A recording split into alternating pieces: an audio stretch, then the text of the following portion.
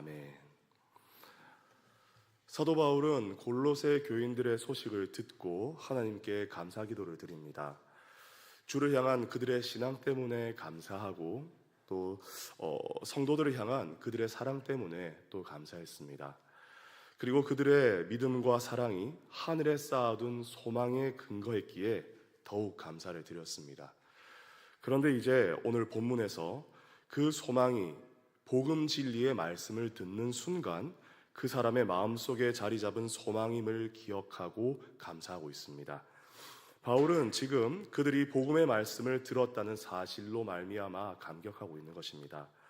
복음이 무엇이기에 바울이 복음을 골로새 교인들이 들었다는 사실로 인해 이처럼 기뻐할까요?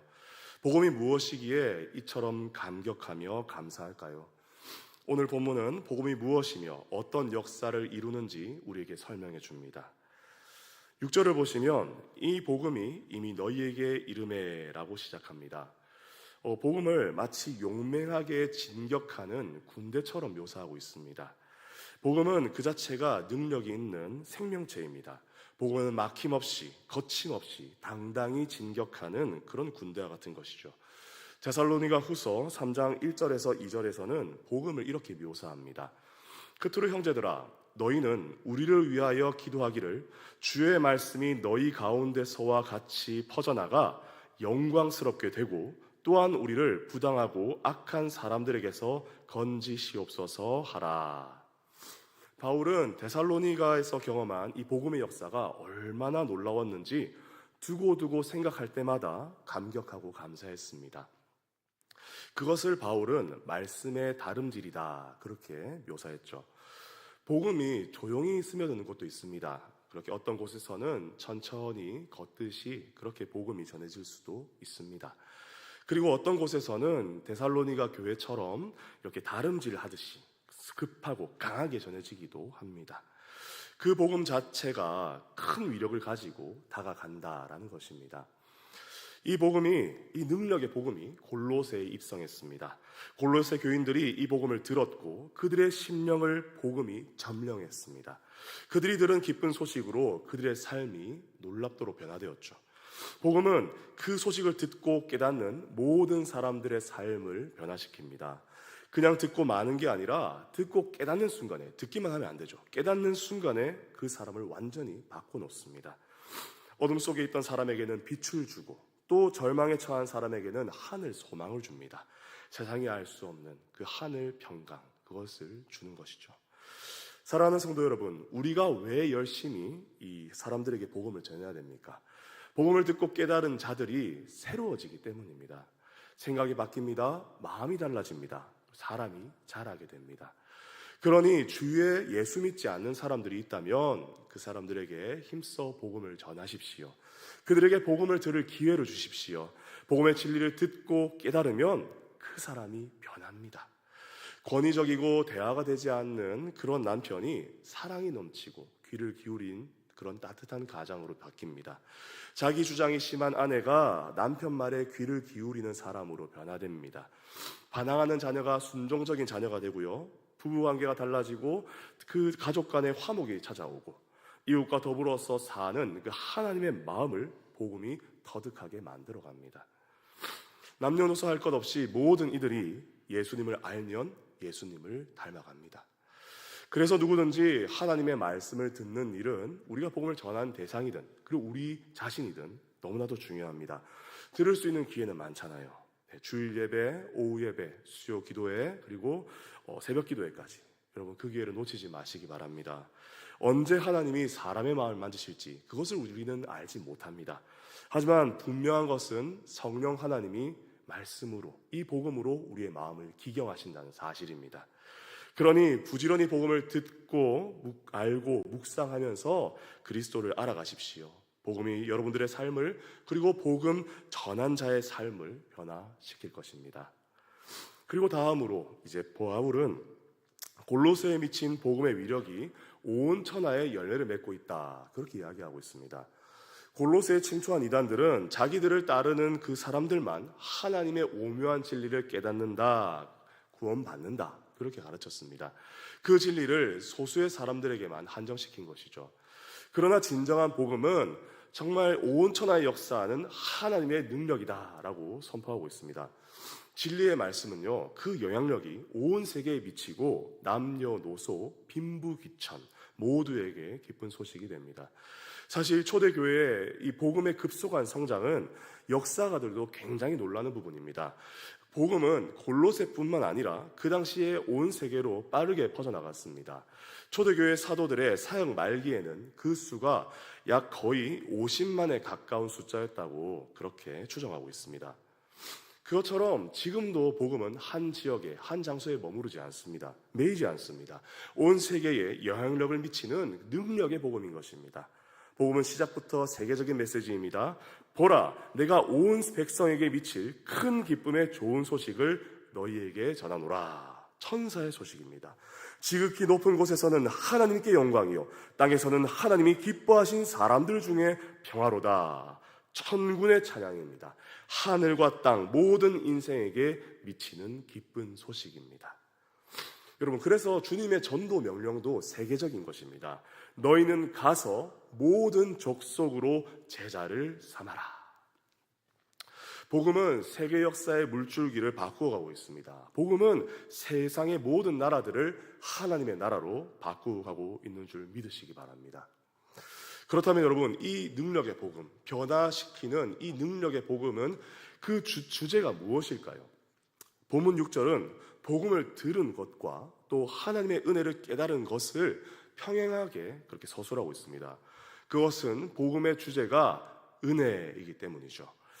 복음은 듣고 깨달은 사람들에게 은혜를 누리게 해줍니다.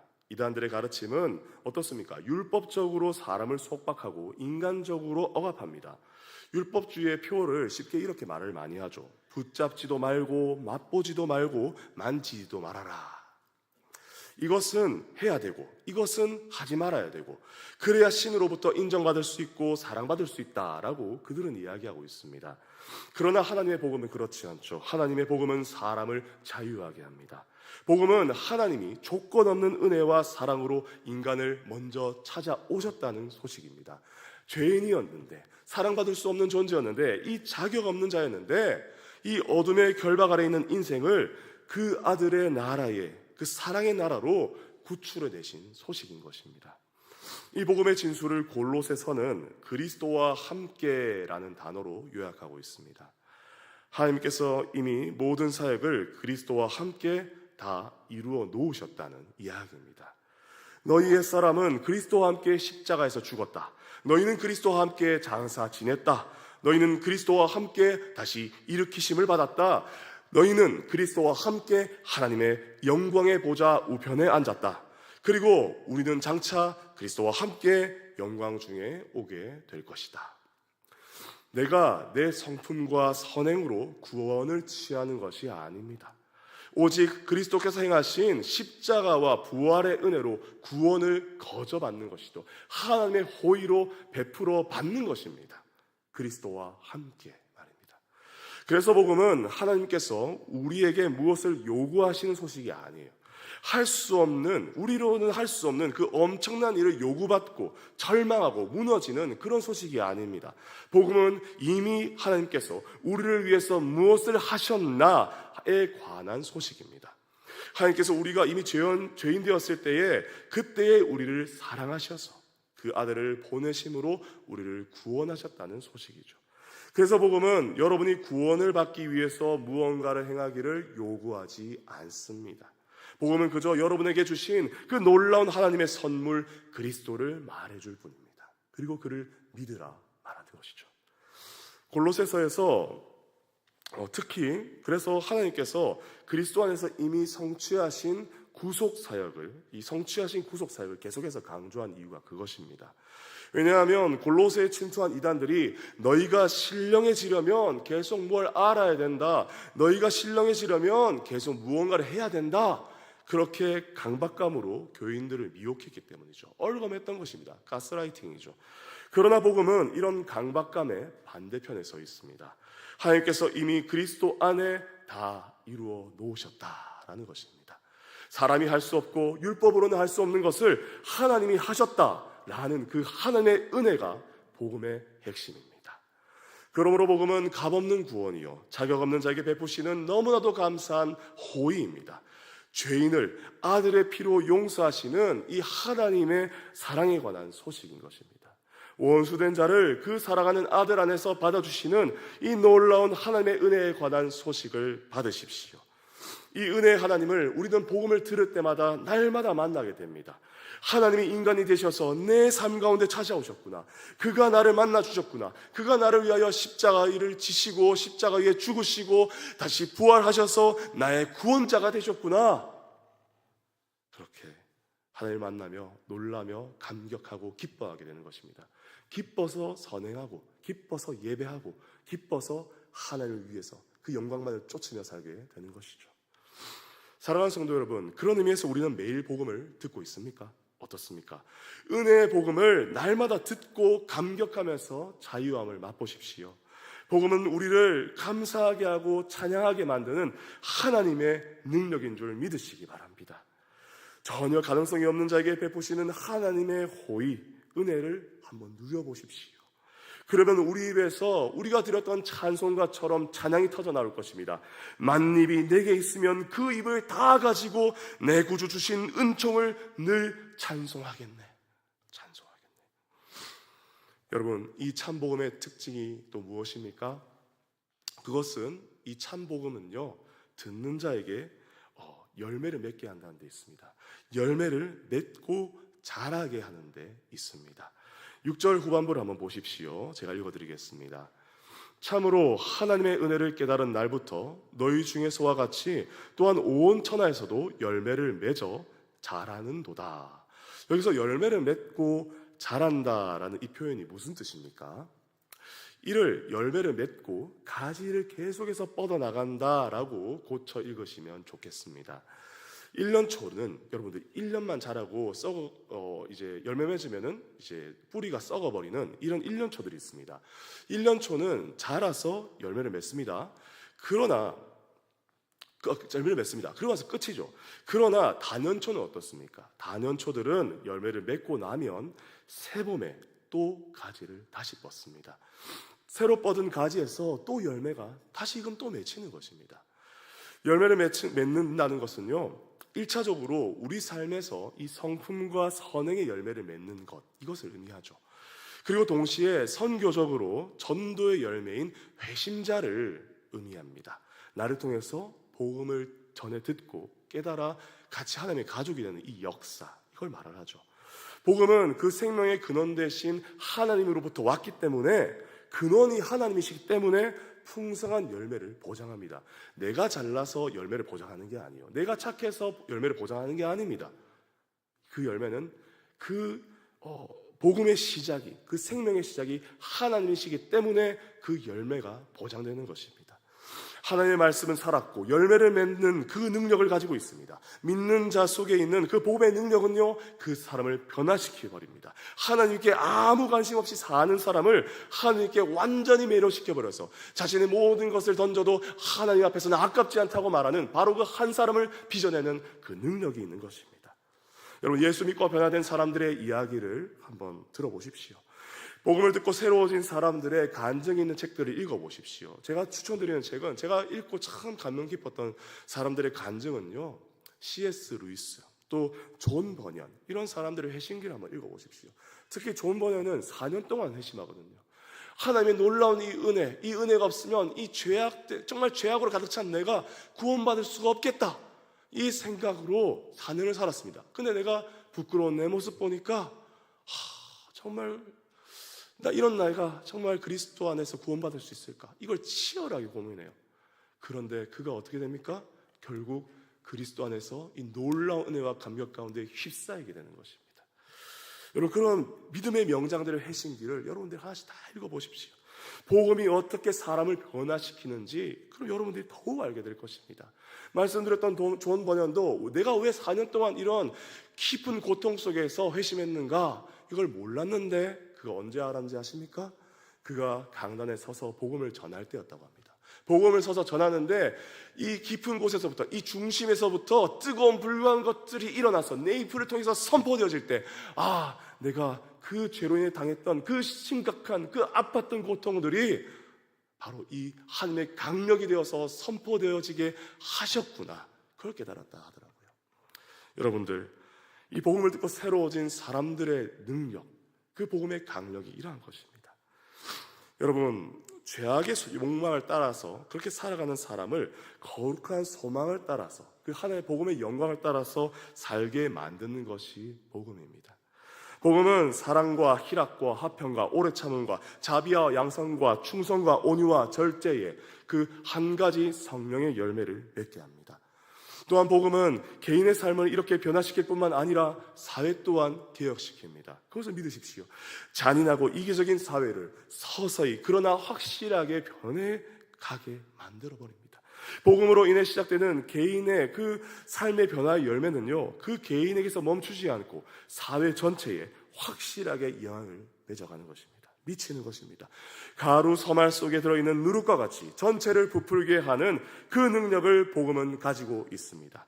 세상 사람들은 우리의 삶의 열매를 보게 되면은 우리를 향해서 우리 소망에 관한 이유를 물어볼 수밖에 없습니다. 아니, 당신이 사는 삶이 나와 다른데 그렇게 살아가는 소망의 이유가 도대체 무엇입니까? 그리고 그 소망의 이유를 들은 자는 또한 동일한 변화를, 우리가 겪은 그 변화를 겪게 되는 것이죠. 사랑하는 성도 여러분, 거룩한 사람으로 이웃에게 영향을 미치는 삶을 살아가시기를 바랍니다. 복음을 듣고 깨달아서 날마다 누리며 기뻐함으로 말미암아 복음이 우리 속에서 열매를 맺고 가지가 뻗어나가도록 열심히 주 안에서 복음 안에 거하시기를 바랍니다. 이 복음의 내적인 활동과 외적인 팽창은요, 반드시 일어나야 합니다. 왜죠? 복음은 그 자체가 능력이 있기 때문입니다. 복음 그 자체 가지고 있는 그 능력 때문입니다. 사람을 변화시키는 능력이고요, 사람을 그리스도께 매료시키는, 인도하는 그 매력이 있는 것이 바로 복음이기 때문입니다. 만약 우리가 열매를 더디 맺는다면요, 우리가 스스로 물어봐야 합니다. 나는 복음으로 충만한가? 나는 내 행위로 구원받으려는 그 모든 시도들을 날마다 버리고 있는가? 오직 그리스도의 은혜를 받아 누림으로써 기뻐서 자연스럽게 이 멍에를 벗어던지려 하고 있는가? 나는 하나님의 구원의 은혜로 충만해져서 내 영광이 아니라 그리스도의 영광을 향하여서 날마다 기쁨으로 달려가고 있는가? 여러분, 만약 그러하다면 우리는 열매 맺을 것입니다. 네. 제가 이 부분을 돌아보기 위해서 제가 이렇게 보관해두고 가끔 읽는 팀 켈러 목사님의 시가 있습니다. 그 시를 한번 읽어드리겠습니다. 제가 염려하는 이유는 당신의 지혜를 잊었기 때문이요, 제가 분노하는 이유는 당신의 자비를 잊었기 때문입니다. 제가 탐내는 이유는 당신의 아름다움을 잊었기 때문이요, 제가 범죄하는 이유는 당신의 거룩하심을 잊었기 때문이며, 제가 두려워하는 이유는 당신의 주권을 잊었기 때문입니다. 그러나 당신은 언제나 저를 기억하십니다. 저 역시 당신을 기억하도록 도와주시옵소서. 말씀드렸듯이 복음은 열매를 맺고 나면 뿌리채 썩어지는 곡식이 아닙니다. 복음은 다년생 나무와 같습니다. 가을에 열매를 맺고 나면 봄에 새 가지를 뻗어나가는 것이죠. 지속적이고요, 끊임이 없습니다. 여러분들, 우리 또한 그러할 수 있다고 오늘 말씀이 우리에게 선언하고 있습니다. 복음을 듣고 날마다 감격하며 기뻐하십시오. 그 복음의 능력을 날마다 체험하며 하나님 안에 풍성한 열매 맺는 여러분들 되시기를 주님의 이름으로 축복합니다. 마지막 함께 또 계속 보겠습니다. 복음은 언제나 사람을 통해서 전달됩니다. 바울은 골로새 교인들이 놀라운 복음을 들었다는 이 사실로 인해서 감사했을 뿐만 아니라 또한 이 복음을 그들에게 전한 이 에바브로아로 인해서 아주 이제 감사를 드리고 있습니다. 우리는 에바브라에 대해서 잘 알지는 못하죠. 성경을 통해서 알 수 있는 건요, 그가 골로새 태생이고 또 골로새 복음을 전해서 교회를 세우는데 지대한 영향을 미쳤다는 것. 그뿐만 아니라 라오디게와 또 히에라볼리까지 이렇게 복음을 전했다는 그런 사실들까지 우리가 알 수 있습니다.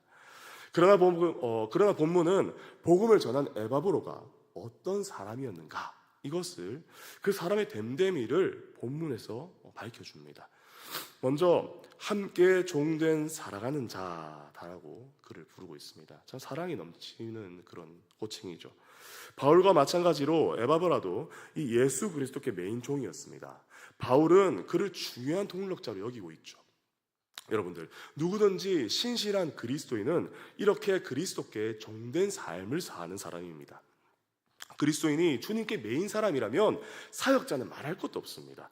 똑같이 예수 그리스도께 매이지 않고서는 함께 사역할 수 없는 것이죠. 우리는 우리의 힘과 능력으로 내 어떤 의지와 노력에 매여서 사역하는 게 아닙니다. 그렇지 않습니까? 우리는 그리스도께 매인 사역자여야만 합니다. 그래야 우리가 동력자가 될 수 있는 것이죠. 사랑하는 여러분, 복음을 전하는 사람 되기 원하십니까? 그러면 함께 그리스도의 종이 되어야 합니다. 함께 매어야 함께 일할 수 있습니다. 우리 모두가 함께 종된 사람이 되기를 원합니다. 또한 본문은요, 너희를 위하여 그리스도의 신실한 일꾼이요 라고 또 에바브라를 소개합니다. 다른 번역에 보면요, 우리를 대신한 그리스도의 신실한 일꾼이라고 그렇게 부르고 있습니다. 에바브라는 이 바울을 대신해서 골로새 성도들을 위해서 일한 그리스도의 일꾼이었습니다. 여러분, 일꾼이 보통 어떤 일을 하는 사람입니까? 각종 잡다한 일을 다 하는 사람이죠. 그렇죠? 충성스럽게 일하는 사람입니다. 교회당에 불도 끄고 청소도 하고 자동차 운전도 하고 또 아이들도 가르치고 복음도 전하고 그렇게 복음을 위해서, 교회를 위해서 묵묵하게 일하는 사람입니다. 이런 사람이 복음을 전하는 그리스도의 일꾼입니다. 교회는요, 일꾼이 필요합니다. 일꾼이 필요해요. 있으나 마나한 사람, 있으면 골치 아픈 사람이 아니라 꼭 필요한 사람, 정말 이 사람이 있으면 우리에게 든든한 힘이 되는, 그리스도께 매여서 그리스도께 흘러나오는 힘과 능력이 이 사람으로부터 뿜어져 나오는 바로 꼭 필요한 바로 그 한 사람이 되어야 합니다. 말꾼, 해방꾼이 아니라 일꾼이 되어야 하는 것입니다. 여러분, 끝으로 이 복음을 전한 에바브라를 성령 안에서 너희 사랑을 우리에게 고한 자니라 라고 소개합니다. 에바브라는 골로새 교인들이 어떻게 서로 사랑하는지를 전했습니다. 성령으로 진리를 깨달은 성도들이 동일한 성령으로 서로를 향한 사랑과 관심을 나타내고 있다고 그렇게 전해줬고요. 아마도 그들의 이 바울을 향한 사랑을 동시에 전해줬을 겁니다. 바울이 얼마나 기뻤겠습니까? 분명히 골로새 교회도요, 여러분, 근데 이렇게 전할 때 에바브라가 알았을 겁니다. 골로새 교회에도 좋지 못한 것이 있다는 것을 에바브라가 알았습니다. 그러나 그 중에서도 밝은 것, 좋은 것, 감사한 것을 알리는 것이죠. 그래서 바울은 서로 사랑하는 모습을 전해 듣고 감사하고 있는 것입니다. 사랑하는 성도 여러분, 우리가 함께 신앙생활하는 이 교회도요, 다 좋은 것만 있는 건 아닙니다. 만약에 그렇다고 말하면 그건 거짓말이겠죠. 그거는 천국이 이미 예수님 이 땅에 이미 오셨다고 말하는 것과 똑같은 것입니다. 그렇지 않습니까? 이 교회에도 다 좋은 것만 있는 건 아닙니다. 어두운 면, 새롭게 되지 못한 면이 있습니다. 낙심되는 부분이 있을 수도 있습니다. 왜냐? 우리 모두가 성화되어지는 과정이니까요. 그렇지 않습니까? 저도 마찬가지입니다. 저로 인해서 그런 어려움이 있으셨다면 사과드리겠습니다. 네. 모두가 성화되는 과정이잖아요. 그죠? 그러나 여러분들, 먼저 그럴 때일수록 먼저 밝은 면, 좋은 면, 감사한 면을 먼저 보고 이야기할 수 있는 그런 긍정적인 사람이 되십시오. 하나님의 눈을 가진 사람이 되십시오. 항상 좋은 점을 먼저 이야기하시고요, 감사와 칭찬 먼저 하시고요. 그리고 부정적인 부분 보입니다. 당연히 보입니다. 근데 기도하십시오. 먼저 기도하시고요. 그리고 차근차근 고쳐야 됩니다. 차근차근 고쳐야 됩니다. 여기저기 이야기하고 다닌다고 그게 고쳐지는 거 아닙니다. 아시잖아요. 저도 그럴 때 있거든요. 솔직히 저도 그럴 때 있는데 그렇게 말하고 나면은 기도할 때 후회가 엄청 돼요. 왜죠? 그렇게 제가 말한다고 바뀌는 거 아니잖아요. 그렇죠? 네. 기도하면 바뀝니다. 기도하며 오래 참으며 복음을 위해 진력하여 그렇게 고쳐나가는 것이죠. 네. 그게 하나님의 방법입니다. 다 좋은 것은 아니지만 좋은 점을 말하는 것입니다. 예수님 시선으로 그렇게 사랑으로 보아주면 되고요, 사랑으로 좋은 점 말해주면 됩니다. 여러분, 이것을 기억하시기 바랍니다. 복음은 사람을 통해서 전해집니다. 오늘 본문의 에바브라처럼 예수 그리스도께 매인 사람, 그리스도의 일꾼이 된 사람, 그리고 긍정적이고 밝은 자세를 가지고 하나님의 일에 진력하는 바로 그 사람을 통해서 복음이 전파됩니다. 여러분, 우리 모두 이런 사람이 되기를 바랍니다. 결론을 맺겠습니다. 바울은 골로새 교회가 믿음과 사랑이 있다는 사실을 듣고 하나님께 감사했습니다. 그 믿음과 사랑이 소망에 근거하고 있다는 것을 알고 더욱 감사를 올렸습니다. 그리고 그들이 하늘에 쌓아둔 소망을 갖게 된 것이 복음을 들었기 때문인 것을 알고 더욱 감사의 기도를 드렸습니다. 사랑하는 성도 여러분, 복음은요, 능력이 있습니다. 한 사람, 한 지역만이 아니라 온 세상을 바꿀 하나님의 능력이 있습니다. 어떤 때는 서서히 걸어서, 또 때로는 달려서 그렇게 지역과 사회, 그리고 사람을 변화시키는 것입니다. 이 능력의 복음을 믿고 붙들고 살아가시기를 바랍니다. 여러분, 이 복음은 하나님의 은혜입니다. 그래서 이 은혜를 깨달으면 우리 내면에서 변화가 일어나고 삶이 바뀌고 사람들을 주님께로 이끄는 하나님의 역사가 일어납니다. 이 은혜의 복음을 듣고 깨닫고 풍성한 열매 맺으시기를 바랍니다. 또 이 복음은요, 사람을 통해서 전해집니다. 주님께 매인 종된 사람, 그리스도의 일꾼이 된 사람, 긍정적이고 밝은 눈을 가진 바로 그 사람을 통해서 전해지는 것입니다.